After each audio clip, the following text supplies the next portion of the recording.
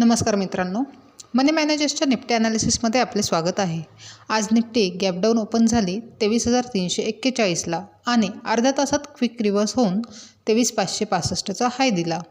त्यानंतर पुन्हा down move घेत साधारण 10:25 जो ओपन होता 23,341 तो ब्रेक केला आणि 23,136चा लो बनवला आणि 23,179ला क्लोज झाली।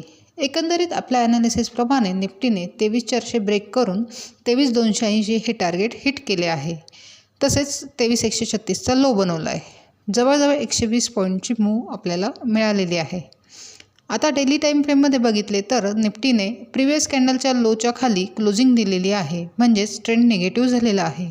तसेच 2300 ही एक महत्त्वाची लेवल आहे, ती जर ब्रेक झाली तर निफ्टी 22,870 हिट करू शकते। तसेच 23,570 हा एक अपसाईड हर्डल आहे।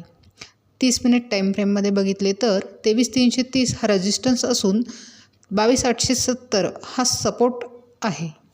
आता उद्यासाठी 5 मिनिट टाईम फ्रेममध्ये बघितले तर 23,050 हा एक मायनर सपोर्ट आहे, तो जर ब्रेक झाला तर निफ्टी 22,870 पर्यंत जाऊ शकते।